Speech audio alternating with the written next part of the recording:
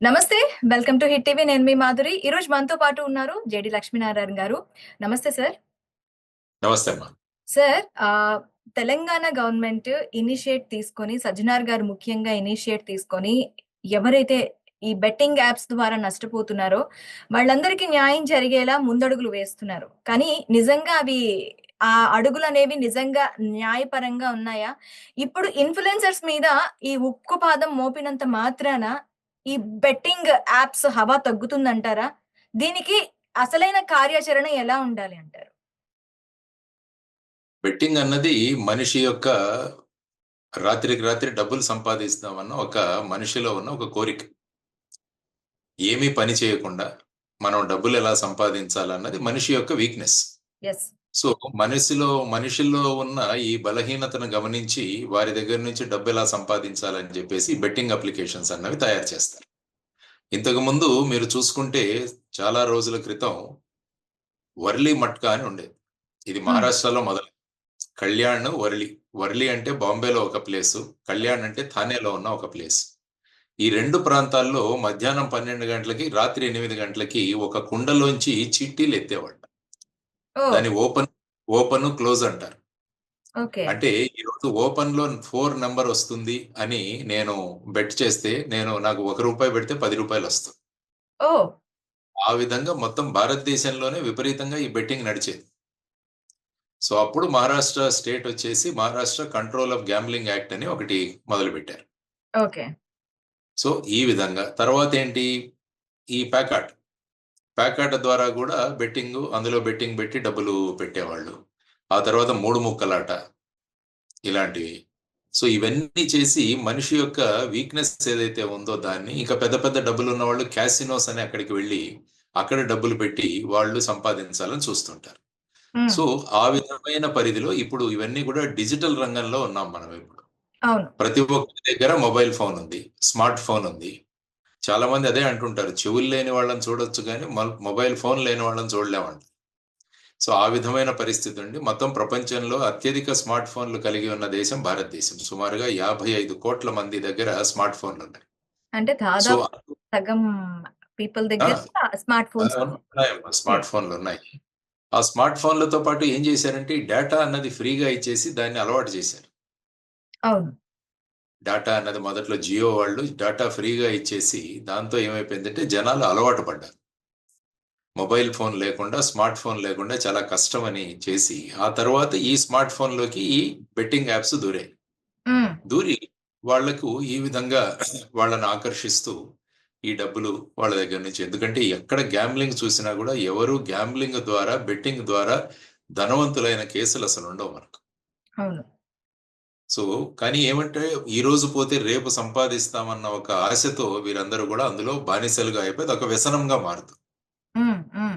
ఆ వ్యసనంగా మారడం వల్ల ఏంటంటే చాలా మంది ఆత్మహత్యలు కూడా చేసుకుంటున్నారు. ఇప్పుడు ఎక్కడెక్కడి నుంచో డబ్బులు తీసుకొచ్చి తర్వాత అప్పులు చేసి, లేకుంటే ఇంట్లో ఉన్న బంగారం అమ్మి, ఈ విధంగా ఈవెన్ దొంగతనాలు చేసి కూడా ఈ బెట్టింగ్ లో అలవాటు పడిన వాళ్ళు చాలా మంది ఉన్నారు.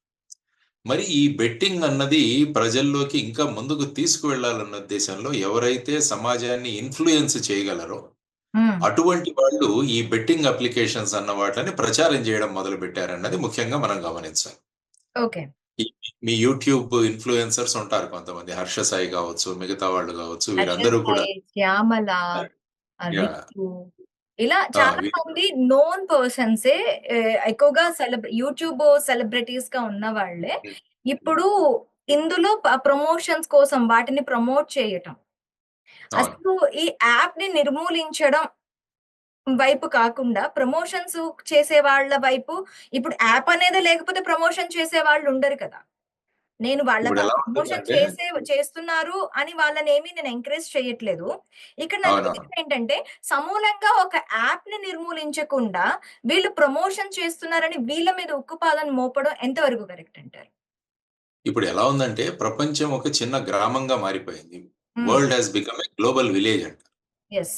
అంటే ఇప్పుడు నేను చైనాలో కూర్చొని బెట్టింగ్ అప్లికేషన్ నేను డిజిటల్ మీడియాలోకి తీసుకురావచ్చు, ఆన్‌లైన్‌లోకి తీసుకురావచ్చు.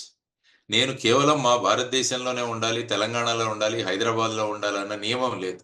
అవును. ఒక అప్లికేషన్ తీసేస్తే ఇంకొక అప్లికేషన్ ఇంట్రొడ్యూస్ చేస్తాడు వాడు. హ్మ్. హ్మ్. సో ఆ విధంగా అంటే మీరన్నది కరెక్ట్. ఎప్పుడు కూడా సోర్స్‌లో మనం గనక నివారించగలిగితే దాన్ని నివారించవచ్చు. తర్వాత దాని ప్రచారము, ప్రసారం గూడా నిలిపేయాలి ఈ 2. ఫర్ ఎగ్జాంపుల్ మీరు ప్లాస్టిక్ నిషేధం అంటాం మనం. హ్మ్. చాలా మంది ఏమంటారంటే మరి సోర్స్ దగ్గరే ప్లాస్టిక్ కవర్‌లను నిషేధిస్తే అయిపోతుంది గదా! అన్నది ఒకటి మాట్లాడుతూ ఉంటారు. అవును.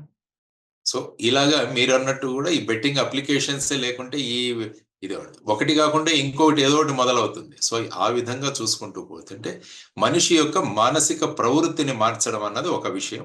హ్మ్. తర్వాత ఈ బెట్టింగ్ అప్లికేషన్స్ మీద వాటిని నెట్‌లోంచి తీసివేయాల్సిందొకటి.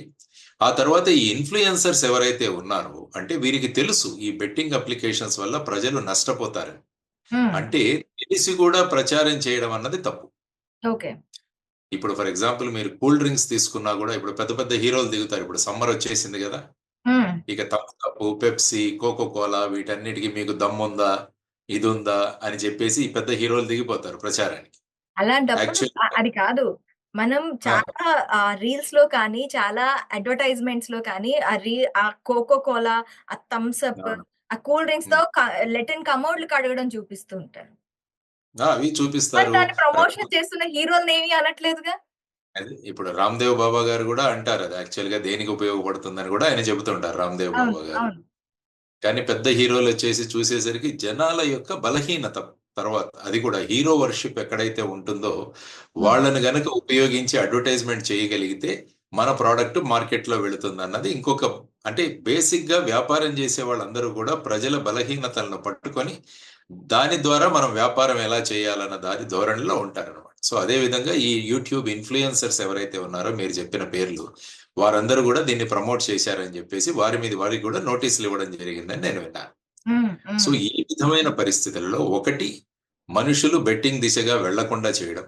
హ్మ్. రెండవది బెట్టింగ్ అప్లికేషన్స్ లేకుండా చేయడం. ఇటువంటి యూట్యూబ్ ఇన్‌ఫ్లుయెన్సర్స్, సెలబ్రిటీస్ వీరెవరు కూడా ప్రచారం లేకుండా చూడడం. ఈ 3 హ్మ్. అన్నవి ముఖ్యంగా మనకి చర్యలు తీసుకోవచ్చనమాట. ఇప్పుడు ఓకే. సజ్జనార్ గారు ఎప్పుడు కూడా ప్రజలు ఈ విధంగా మోసగించబడుతున్నారన్న దాంట్లో ఉంటే ఆయనెప్పుడు ముందుంటారు. హ్మ్. ఇంతకుముందు చూసినా గూడా మల్టీ లెవెల్ మార్కెటింగ్ అన్న దాని మీద ఆయన పెద్ద యుద్ధం జేశారు. అవును. అంటే మల్టీ లెవెల్ మార్కెటింగ్‌లో మీరొకరిని ముగ్గురిని చేర్చండి, వాళ్ళు ముగ్గురిని చేరుస్తారు, వాళ్ళొక 9 మందిని చేరుస్తారు. ఈ విధంగా ఈ మల్టీ లెవెల్ మార్కెటింగ్ గూడా ఇట్ ఈస్ నథింగ్ బట్ ఇది చీటింగ్ అని జెప్పేసి ఆయన చాలా పెద్ద ఎత్తులో ఫైట్ చేశారు. అవును. సజ్జనార్ గారు. అవును. సో, ఇప్పుడు వారు ఆ స్థాయి వ్యక్తులు ఈ విధంగా బెట్టింగ్ అప్లికేషన్స్ గురించి ప్రజలలో అవగాహన కల్పించడం అన్నది చాలా తెలంగాణ ప్రభుత్వం కావచ్చు, లేదంటే సజ్జనార్ గారు కావచ్చు, మిగతా వారు గూడా. దీంట్లో ముఖ్యంగా మనం చూడాల్సిన అంశం ఏంటంటే, ముఖ్యంగా యువతరం చాలా మంది బలైపోతున్నారు ఇందులో. అవును. అంటే నిరుద్యోగం అన్నది ఒక పెద్ద సమస్య మనకు రాష్ట్రంలోను, దేశంలోను కూడా. కాబట్టి ఈ నిరుద్యోగంలో ఉన్న వాళ్ళందరూ కూడా మన లక్ ఒకసారి పరీక్షించుకుందాం అని దాంట్లో దిగుతారు. కి ప్రజలు ఎక్కువగా అలవాటు పడ్డారన్న దానికి మీరు ఒప్పుకుంటారా సార్? ఒప్పుకుంటాను డెఫినిట్‌గా. ఎందుకంటే అందుకనే దాన్ని వ్యసనం అంటారు. హ్మ్. హ్మ్. వ్యసనం అనడమే ఏంటంటే ప్రజలు దాంట్లో మునిగిపోవడం. తాగుడు వ్యసనం, సిగరెట్ స్మోకింగ్ వ్యసనం, తర్వాత డ్రగ్స్ తీసుకోవడం వ్యసనం. అదే విధంగా ఈ బెట్టింగ్ యాప్స్, లోన్ అప్లికేషన్స్ ఇటువంటి వాటిలన్నిటిలో కూడా మునిగిపోయి, మనకు నిర్ధారయమైన పద్ధతులేవైతే ఉన్నాయో వాటిలో పాటించకుండా, ఇప్పుడు ఫర్ ఎగ్జాంపుల్ లాటరీ టికెట్ ఉంది. అవి గవర్నమెంట్‌లే నడుపుతాయి మామూలుగా. అవును. Lottery ticket. అంటే అది దానికి పడతారు. ఇప్పుడు ఒక ఈ రూ. ఆ! 10 నుంచి ఒక రూ. అవును. 20 ఆసక్తి ఉన్నవాళ్ళు వెళ్లి కొనుక్కోవాలా? వద్దా? అని ఆలోచించి కొనుక్కుంటారు. కాకపోతే ఇక్కడ బెట్టింగ్ యాపుల దగ్గరికొచ్చేసరికి ఒక కంప్లీట్‌గా ఒక ముఠా దీని వెనకాతల నడుస్తుంది సార్. ఎలా ఆ! అంటే ఇప్పుడు మనం దాన్ని సబ్‌స్క్రైబ్ చేసుకొని మనం డబ్బులు స్పెండ్ చేసేంత వరకే ఆ యాప్ మనతో యాక్ట్ చేస్తుంది. వన్స్ అవును. మనం అందులో డబ్బులు పెట్టి ఇన్వెస్ట్‌మెంట్ మన దగ్గర నుంచి వెళ్ళింది అంటే ఆ యాప్ ప్లే స్టోర్‌లోనే కాదు కదా! గూగుల్ సెర్చ్‌లోనే కనిపించట్లేదు. కనిపించదు. అది ఇప్పుడు మనకు మీరు చూసుకుంటే జామ్తారా అని ఒక గ్రామం ఉంది. హ్మ్. జార్ఖండ్ రాష్ట్రంలో జామ్తారా. దాని మీద సినిమా గూడా ఒకటొచ్చింది. హ్మ్. హ్మ్. అక్కడ ఈ విధమైన అప్లికేషన్‌లు తయారు చేయడం అన్నది కుటీర పరిశ్రమ. కుటీర పరిశ్రమ. దీని గురించి కుటీర కూడా పరిశ్రమ. పరిశ్రమలున్నాయి. ఓకే. ఆ! ఇదే పరిశ్రమ. వాళ్ళందరూ గూడా ఇదే పని చేస్తారు మీకు. ఓకే. అంటే ఇప్పుడు డిజిటల్ అరెస్ట్ అని చెప్పి ఈవెన్ నరేంద్ర మోడీ గారు గూడా మాట్లాడారు 'మన్ కీ బాత్‌లో'. హ్మ్. అంటే హ్మ్. ఒక సబ్ ఇన్స్‌పెక్టర్ వస్తాడు స్క్రీన్ మీద వీడియో కాల్‌లో. మీ హ్మ్. మీద ఒక నార్కోటిక్ కేస్ బుక్ అయింది అని హ్మ్. ఒక ఎఫ్ఐఆర్ కూడా ఫేక్ ఎఫ్ఐఆర్ చూపిస్తారు మీ పేరుతో. హ్మ్. దాంతో ఈ డబ్బులు ఇంత కట్టండి అని చెబుతారనమాట. హ్మ్. హ్మ్. వాళ్ళు కట్టగానే మళ్ళా ఓకే, కట్టకుంటే మా సీనియర్ అధికారి మాట్లాడతారని చెప్పి ఇంకొకతను డీసీపీ వస్తాడు యూనిఫామ్ హ్మ్. లో, వచ్చి మా ఇన్స్పెక్టర్ ఇది వినలేదు, ఇది చాలా సీరియస్ కేసు. మీరు మొన్న బాంబేలో ఒక ఆవిడ 20 కోట్లు పోగొట్టుకుంది ఈ విధంగా, హ్మ్. డిజిటల్ అరెస్ట్, 20 కోట్ల రూపాయలు. అరెస్ట్ సార్ నేను కూడా ఫేస్ చేశాను ఇది. నాకు యా. యూఎస్ నుంచి నా ఫ్రెండ్‌లా కాల్ చేసి, నా ఫ్రెండ్‌లా ఉమ్, మెసేజ్ చేశారు వాట్సాప్ నంబర్‌కి. నంబర్ ఉమ్, కొత్తది మార్చాను నేను అని చెప్పి, ఉమ్, మరి డేటా ఉమ్, ఎలా వెళ్ళిందో తెలీదు. జస్ట్ నాకు నీకు హ్మ్, నే థింగ్స్ పంపిస్తున్నాను కొన్ని. సా నాకు గోల్డ్ చైన్స్ ఇవన్నీ నువ్వొచ్చేటప్పుడు పట్టుకొని రావచ్చు కదా! వై షుడ్ ఇలా లేదు లేదు బర్త్‌డే వస్తుంది కదా! బర్త్‌డే ముందే సర్ప్రైజ్ ప్లాన్ చేశాను. సో, కలెక్ట్ ఉమ్, చేసుకోరా. సరే. ఓకే. అనుకునేటప్పటికి నెక్స్ట్ నాకు 12 అవర్స్‌లోనే ఢిల్లీ ఎయిర్‌పోర్ట్ నుంచి కాలొచ్చింది. ఉమ్. యూఎస్ నుంచి ఇండియాకి రావాలంటే మినిమమ్ 24 అవర్స్. నాకు 12 అవర్స్‌లోనే వచ్చింది. నాకు కొంచెం అజ ఇవన్నీ చూస్తున్నాం కాబట్టి నాకు స్ట్రైక్ అయింది. వెంటనే ఆ లింక్ నేను ఇక్కడ ఉన్న నా ఫ్రెండ్ ఎయిర్‌పోర్ట్‌లో పనిచేస్తున్న నా ఫ్రెండ్‌కి పంపించా. వాట్ ఈస్ థిస్ నిజంగా ఇది ఫేకా ఇది? ఉమ్. లేదమ్మా ఇది ఫేక్. యూ డోంట్ లేదు. ట్రస్ట్. సరే అని చెప్పి నాకు మళ్ళీ కాల్స్ చేసి, ఈ థింగ్స్‌లోని మీకు గూడ్స్‌లో డబ్బులు కరెన్సీ నోట్స్ ఉన్నాయి. ఇలా పంపించకూడదు. మీ పేరు మీద వచ్చింది కాబట్టి మీరు ఏం చేసుకుంటారో చేసుకోండి. ఎక్కడికి రమ్మంటారో రండి. లేదంటే పలానా పోలీస్ స్టేషన్‌కి రమ్మంటారా? మీరే రండి. నేను వస్తున్నానని ఉమ్. చెప్పన్నా. నెక్స్ట్ మినిట్ నుంచి వాళ్ళ దగ్గర నుంచి కాల్ కానీ, మెసేజ్ అంతే. కానీ. కానీ ఏమవుతుందంటే చాలా మంది భయపడతారు. హ్మ్. ఎందుకంటే యూనిఫామ్ లో ఒక ఆఫీసర్ కూర్చోవడం, ఆ వెనకాల బ్యాక్గ్రౌండ్, వాళ్ళు మాట్లాడే విధానము, ఇవన్నీ చూసి చాలా మంది వందల కోట్లలో మన భారతదేశంలో నష్టపోతున్నారు. హ్మ్. హ్మ్. అందుకనే చాలా మంది ఏం చేస్తారంటే, మనం హోటల్లో గానీ ఎక్కడికైనా హాల్ట్ కి చేయడానికి వెళ్ళినప్పుడు ఆధార్ కార్డులు ఇస్తుంటారు. అవును. నేను మీ ద్వారా వారందరికీ చెప్పడం అంటే, ఎప్పుడు కూడా మీ ఐడెంటిటీ కోసం మీ ఆధార్ కార్డ్ ఎక్కడా ఇవ్వకండి. ఓకే. ఎందుకంటే ఆ ఆధార్ కార్డుల జిరాక్స్లు హోటల్ వాళ్ళు తీసుకుంటారు. అవును. తీసుకొని మీకు ఆధార్ కార్డ్ రిటర్న్ చేసేస్తారు. అవును. అంటే వాళ్ళ దగ్గర మీ ఆధార్ కార్డ్ జిరాక్స్ ఉంటుంది. ఓకే. రేపు ఈ ఈ డిజిటల్ ఫ్రాడ్స్టర్స్ ఏం చేస్తారంటే, ఆ జిరాక్స్ కాపీస్ సంపాదించి వాటిని ఈ సర్వీస్ ప్రొవైడర్‌కి ఇచ్చి మీ పేరు మీద సిమ్ కార్డ్ తీసుకుంటారు. ఓహ్! ఆ సిమ్ కార్డ్‌ను వేసి ఈ విధమైన క్రైమ్స్ కూడా చేసే అవకాశం. అందువల్ల కానీ ఆధార్ కార్డు వాళ్ళు ఆ హోటల్ మేనేజ్‌మెంట్ వాళ్ళు అడిగేది ఆధార్ కార్డ్ అథెంటికేషనే కదా సార్. వాళ్ళొచ్చి ఆధార్ కార్డే మనం అడుగుతారు. ఏ కార్డ్ అయినా ఇవ్వచ్చు. మనం లైసెన్స్ ఇవ్వచ్చు. నేను ఎక్కడికి వెళ్ళినా కూడా నా వోటర్ ఐడెంటిటీ కార్డ్ ఇస్తాను నేను. ఓకే. ఎక్కడైనా హోటల్‌లో స్టే చేయాలంటే నేను నా వోటర్ ఐడెంటిటీ కార్డ్ ఇస్తాను. ఓకే. ఆధార్ కార్డ్ నేనెప్పుడు ఇవ్వను. ఎందుకంటే మీరు కావాలంటే తర్వాత నెట్‌లో గూడా సెర్చ్ చేయండి. మీ ఆధార్ కార్డ్ మీద ఈ దేశంలో ఎన్ని సిమ్‌లున్నాయని గూడా మీరు కనిపెట్టొచ్చు. ఓహ్! సో, ఈ విధమైన ప్రమాదాలున్నాయి. కాబట్టి ఇవన్నీ కూడా డిజిటల్ నేరాలు అంటాం వీటిలన్నిటిని గూడా. కాబట్టి వీటి నుంచి ప్రజలు జాగ్రత్తగా ఉండాలి. ఈ విధంగా అన్‌నోన్ నంబర్స్ నుంచి వచ్చే కాల్స్, ఓటీపీ అడగడము, తర్వాత మీ ఎలక్ట్రిసిటీ కట్ అయిపోతోంది ఒక 2 గంటల్లో. మీరు హ్మ్. కట్టలేదు కాబట్టి మేము మీకు హెల్ప్ చేస్తామని చెప్పడం. తర్వాత మీరు ఎక్కువగా మాట్లాడుతున్నారు ఫోన్‌లో కాబట్టి మీ మీద ట్రాయ్ సంస్థ మీ మీద యాక్షన్ తీసుకుంటుంది. ఇలాంటివన్నీ వస్తుంటాయి కాల్స్ మీకు. ఓహ్! So, okay. ఇవి చాలా ఉంటాయండి. వీటన్నిటి నుంచి తర్వాత ఫెడెక్స్ అని మీ పేరు మీద ఒక పార్సెల్ వచ్చింది. ఆ పార్సెల్ ఓపెన్ చేస్తే అందులో నార్కోటిక్స్ వచ్చింది. దాని యెస్. మీద మీ మీద ఎఫ్ఐఆర్ రిజిస్టర్ అయింది. నాకొచ్చిన కాల్ ఇదే. మీకొచ్చిన అదే అయుంటుంది ఇవి. కాబట్టి వీటన్నిటిని రోజు మనం పేపర్‌లో చదువుతున్నాం. అవును. రోజు పేపర్‌లో చదువుతున్నాం. మొన్న ఒక ఎమ్మెల్యే గారు ఎవరో ఉన్నారు తెలంగాణలో. వారికి గూడా ఈ హ్మ్. న్యూడ్ కాల్స్ అన్నది ఒకటొచ్చి ఆయన్ని గూడా ట్రాప్ చేసే ప్రయత్నం చేశారు. సో, హ్మ్. ఈ విధంగా అనేక ప్రయత్నాలు వాళ్ళు చేస్తుంటారు. సపోజ్ 100 ప్రయత్నాలు చేస్తే ఒక ఇద్దరు దొరికినా చాలు వాళ్ళకి. ఎందుకంటే అవును. వాళ్ళ ఇన్వెస్ట్‌మెంట్ ఏమీ లేదు గదా! హ్మ్. సో, ఆ విధమైన ప్రయత్నాలు. సో, బెట్టింగ్ అప్లికేషన్స్ గూడా మనమే పరస్పరంగా మనం వెళ్లి ఆ దాంట్లో మనమే దానికి బందీలుగా అవుతున్నాం.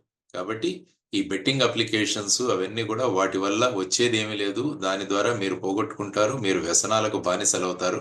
ఆ దిశగా వెళ్ళొద్దండి. మీలాంటి ఛానెల్స్ నుంచి ప్రచారం వెళ్ళాలి. అదే విధంగా ఈ యూట్యూబ్ ఇన్‌ఫ్లుయెన్సర్స్ గూడా మనం దేనికి ప్రచారం చేస్తున్నామన్నది ఆలోచించాలి. మనకెవరో డబ్బిస్తామన్నారని చెప్పి మనం ప్రతిదానికి ప్రచారం చేసుకుంటూ కూర్చుంటే, మరి హ్మ్. ప్రజలు ఎఫెక్ట్ అవుతారు దాంట్లో ముఖ్యంగా. ఓకే. కాబట్టి అటువంటి వాళ్ళ మీద చర్యలు తీసుకోవాల్సిన అవసరం ఉంది. ఎందుకంటే, ఈ విధంగా పేపర్‌లోకి రావడం వల్ల చాలామంది ఇటువంటి అడ్వర్టైజ్‌మెంట్స్ ఇచ్చే ముందు తెలుసుకుంటారు. దేనికి మనం అడ్వర్టైజ్‌మెంట్ ఇస్తున్నామని. ఆ తర్వాత ముఖ్యంగా అనేక ఈ రియల్ ఎస్టేట్ వెంచర్స్ కూడా చాలా మంది సినిమా నటులు వీళ్ళందరూ కూడా స్పాన్సర్ చేసి అడ్వర్టైజ్మెంట్స్కి వస్తుంటారు. చాలా మంది బోర్డులు తిప్పేస్తారు కొన్ని రోజులు అయిన తర్వాత. మరి అవును. ఈ సినిమా యాక్టర్లను చూసి వాళ్ళ ప్రచారం చూసి చాలా మంది అక్కడ ప్లాట్లు కొనుక్కోవడానికో లేకుంటే ఫ్లాట్లు కొనుక్కోవడానికో వెళతారు. వారందరూ కూడా బలైపోతారు. కాబట్టి మీ ద్వారా ఈ సెలబ్రిటీస్, సోకాల్డ్ సెలబ్రిటీస్ కానీ ఫిలిం పర్సనాలిటీస్ కానీ నేను చేస్తున్న విన్నపం ఏంటంటే, మీరు ఇచ్చే అడ్వర్టైజ్మెంట్ ముందు ఒకసారి చూడండి. హ్మ్. ప్రజలకు ఉపయోగపడుతుందా? దానివల్ల ప్రజలు మోసపోతారా? ఇలాంటివి చూసి ఇవ్వండి. మనకు డబ్బులు వస్తున్నాయని చెప్పి మీరు దేనికి పడితే దానికి అడ్వర్టైజ్మెంట్ ఇస్తే ప్రజలు బలైపోతారు అన్నది వారు కూడా గమనించాల్సిన ప్రధానమైన అంశం. Okay sir. మీరు యాజ్ ఎ జేడీ మీరు ప్రజలకి ఎలాంటి సందేశం ఇవ్వబోతున్నారు? యాహ్! నేనిచ్చే సందేశం ఒకటే. మనకు తెలియని నంబర్ల దగ్గర నుంచి మనకు కాల్స్ వచ్చినప్పుడు అవి తీసుకోవాల్సిన అవసరం లేదు. హ్మ్. లేకుంటే వాళ్ళకు మెసేజ్ పెట్టండి అని చెప్పండి. ఓకే. నంబర్ 2 మీ ఓటీపీలు ఇవ్వమని గాని, లేకుంటే మీ ఎలక్ట్రిసిటీ కట్ అయిపోతుంది 2 గంటల్లో అని గాని, మీ ఫోన్ కట్ అయిపోతుందని గాని, ఆ తర్వాత మీ పేరు మీద ఏదో పార్సెల్ వచ్చింది అటువంటివి గాని, తర్వాతొచ్చేసి ఈ విధంగా ఫేక్ పోలీసుల దీంట్లో మీకు వీడియో కాల్స్ చేసేవారు కానీ, ఆ తర్వాత అనేక విషయాలు చాలా ఉంటాయి. మేము బ్యాంకు నుంచి మేము ఫోన్ చేస్తున్నామని అంటారు. సో, ఇలా రకరకాల కాల్స్ వస్తుంటాయి. కాబట్టి ఈ విధంగా డిజిటల్ మాధ్యమం ద్వారా ఎవరు పనిచేయరు. ఇవి మీరు గ్రహించి ఇటువంటి కాల్స్‌కి ముఖ్యంగా యువతరం లోన్ అప్లికేషన్స్, బెట్టింగ్ అప్లికేషన్స్ వీటన్నిటి వల్ల ఏంటంటే వాళ్ళు ప్రభావితమవుతున్నారు. ఈవెన్ నార్కోటిక్స్ గూడా ఈ ఈ డిజిటల్ అప్లికేషన్ నుంచి కూడా పంపిస్తున్నారు చాలామంది అవును. కొనుక్కోవచ్చని. సో, ఈ విధమైన పరిస్థితులలో ఉండడం వల్ల వారు జాగ్రత్తగా ఉంటూ మనం ఏది చేయాలనుకున్నా లీగల్ మాధ్యమం ఉంది. ఏదైనా మీరు బ్యాంకులో డిపాజిట్ చేయాలా, బ్యాంక్‌లో వెళ్ళండి. బ్యాంక్ అప్లికేషన్స్ ఉంటాయి. హ్మ్. వాటిలను సక్రమంగా ఓటీపీ అన్నది మీరే క్రియేట్ చేసుకుంటారు. ఏదైనా కూడా క్విక్ మనీ ఏదైనా వస్తుందంటే అది మోసమే అని మీరు గమనించాలి. ఇంకొకటి మనం ఎనీథింగ్ ఇప్పుడు బెట్టింగ్ యాప్స్ గురించి మాట్లాడుతున్నాం. ఒక యాప్ యాహ్! బెట్టింగ్ యాప్ కానీ, లేదు అంటే ఒక డబ్బులు చెల్లించి మనం ఏదైనా మనం యాప్‌ని డౌన్‌లోడ్ చేసుకోవాలి. లేదంటే యాప్‌లో మనం డబ్బులు చెల్లించాలి హ్మ్. అనుకునేటప్పుడు ఎలాంటి క్రైటీరియాస్‌ని ఒకసారి చూసుకొని దాంట్లో ముందడుగు వేయాలంటారు సార్? జనరల్‌గా ఎవరు కూడా మిమ్మల్ని ముందు డబ్బివ్వండి అని అడగరు. హ్మ్. చాలా మంది మోసపోయేది యువతరం గూడా మీకు ఉద్యోగాలు ఇస్తామని చాలా మంది ఎంప్లాయ్‌మెంట్ యాప్స్ గూడా ఉంటాయి. అవును. ముందు మీరు డబ్బులు పెట్టండి. తర్వాత మేము ఉద్యోగాలు ఇస్తామని. ఏ ఎంప్లాయ్‌మెంట్‌లో గూడా ఈవెన్ గవర్నమెంట్ ఎంప్లాయ్‌మెంట్‌లో గూడా ఎవరు మిమ్మల్ని ముందు డబ్బులు కట్టమని అడగరు. ఓకే. మీకు పరీక్ష పెడతారు. మాక్సిమం పరీక్ష ఫీజ్ ఏదో ఉంటుంది. పరీక్ష అయిన తర్వాత మీరు సెలెక్ట్ అయిన తర్వాత వాళ్ళు మీకు జీతం ఇస్తారు. ఓకే. ముందు మీ దగ్గర నుంచి తీసుకొని మళ్ళా మీకు ఉద్యోగాలు ఇచ్చేవాళ్ళెవరు? సో, అలాంటివన్నీ ఉండవు. కాబట్టి ఇటువంటివన్నీ ఏంటంటే మనుషుల యొక్క బలహీనత వాళ్ళ ఉన్న పరిస్థితులను ఎక్స్‌ప్లాయిట్ చేసుకొని వాళ్ళ దగ్గర నుంచి డబ్బులు లాగే ప్రయత్నాలు చేస్తుంటారు. కాబట్టి ఈ విధంగా డిజిటల్ మాధ్యమంలో జరిగేది ఈవెన్ మ్యాట్రిమోనీ అప్లికేషన్స్ కూడా చాలా జాగ్రత్తగా ఉండాల. హ్మ్. చాలా మంది మ్యాట్రిమోనీ అప్లికేషన్‌లేసి ఒకతను ఇక్కడే తెలంగాణలో 33 పెళ్లిళ్లు చేసుకున్నాడు ఒకతను. మ్యాట్రిమోనీ అప్లికేషన్ ఏంటి సార్? ఇప్పుడు ఆ! అమ్మాయిలతో న్యూడ్ కాల్స్ మాట్లాడిస్తూ యాప్స్‌లో యాహ్! దాన్ని అవును. కూడా ఒక స్కామ్ కింద తీసుకొస్తున్నారు. ఇప్పుడు అదే మొన్న ఎమ్మెల్యే గారు పెట్టినంటే చెప్పారు గదా! డబ్బులు మొన్న. చెల్లించి వాళ్ళ అవును. లైఫ్‌ని ఒక క్వెషన్ మార్క్‌గా చేసుకుంటున్నారు.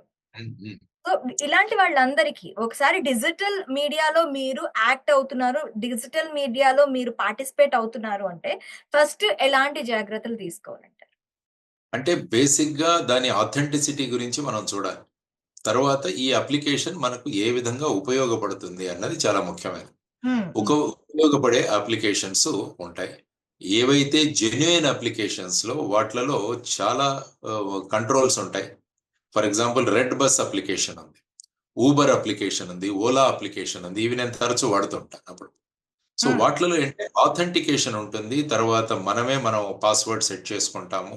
వాటన్నిటికి గూడా ఆ సిస్టమ్ ఏదైతే ఉందో అది ఒక కాన్ఫిడెన్స్ కలగజేస్తుంది మనలో. యాహ్! తరువాత ఏంటంటే మనకు సర్వీస్ ఇస్తూ దాని ద్వారా మనము డబ్బులు కడుతున్నాం. ఇప్పుడు అవును. ఊబర్‌లో గూడా నేనొస్తే ఊబర్‌లో ఎక్కిన తర్వాత నేను జర్నీ చేసిన తర్వాత పే చేస్తాను. హ్మ్. జర్నీ చేసిన తర్వాత పే చేస్తాం మనం. అంటే సర్వీస్ ఇచ్చి దానికి చార్జ్ చేస్తాం. హ్మ్. హ్మ్. ఈ బెట్టింగ్ అప్లికేషన్స్ వాటిల్లో ఏంటంటే మీరు డబ్బు పెట్టండి దానికి ఇన్ని రెట్లొస్తుంది అని చెబుతారు. అవును. ఎక్కడ కూడా మన బ్యాంకింగ్ ఛానల్స్ వీట్ల ద్వారానే మనకు డబ్బులు పెడితే దాని మీద ఇంట్రెస్ట్ వస్తుంది కానీ ఈ బెట్టింగ్ యాప్స్ అన్న వాటి మీద చాలా ప్రమాదం. తర్వాత ఆన్లైన్ రమ్మీ కూడా ఒకటి ఉంటుంది. ఆన్లైన్ రమ్మీ హ్మ్. వీటికి కూడా పెద్ద పెద్ద క్రికెటర్స్ మీరు చూస్తే వాళ్ళు అడ్వర్టైజ్మెంట్లు ఇస్తున్నారు. అవును. వీటన్నిటి గురించి కూడా మనం జాగ్రత్తగా ఉండాలి.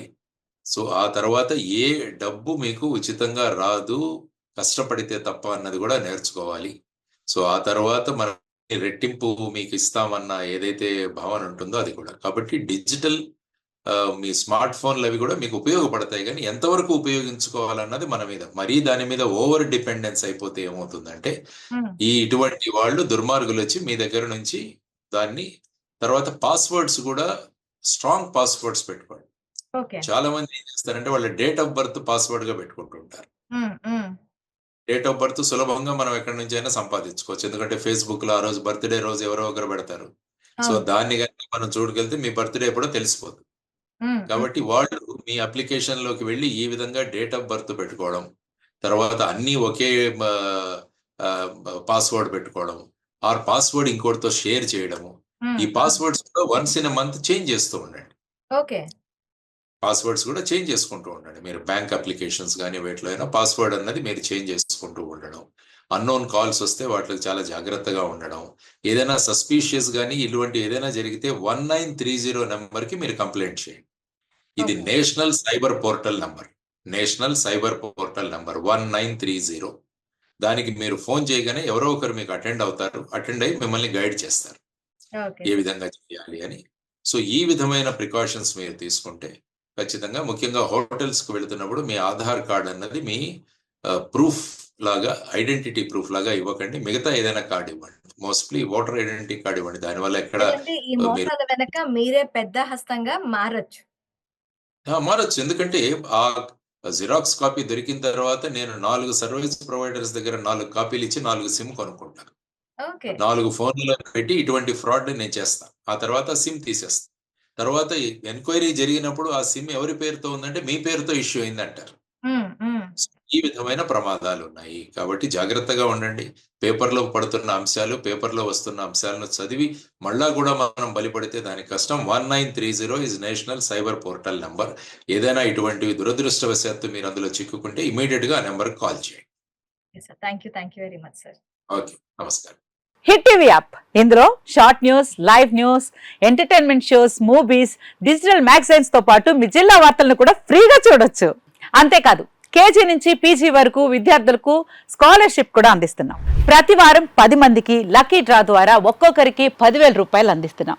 ఇంకెందుకు ఆలస్యం, వెంటనే హిట్ టీవీ యాప్ ని డౌన్లోడ్ చేసుకుని ఫ్రీగా ఎంటర్టైన్మెంట్ పొందండి. Hit TV app. Hit TV app. Please download Hit TV app. Hit TV యాప్ని ఫ్రీగా డౌన్లోడ్ చేసుకొని ఎంజాయ్ చేయండి. మీకు నచ్చిన ఎంటర్టైన్మెంట్ కోసం హిట్ టీవీ యాప్ ని ఫ్రీగా డౌన్లోడ్ చేసుకుని ఎంజాయ్ చేయండి. హిట్ టీవీ యాప్ని డౌన్లోడ్ చేసుకుని ఆస్వాదించండి, ఆశీర్వదించండి. ఇంతమంది సెలబ్రిటీలు హిట్ టీవీ యాప్ ని డౌన్లోడ్ చేసుకోండి అని చెప్తున్నారంటే ఎంత మంచి యాప్ ఆలోచించండి.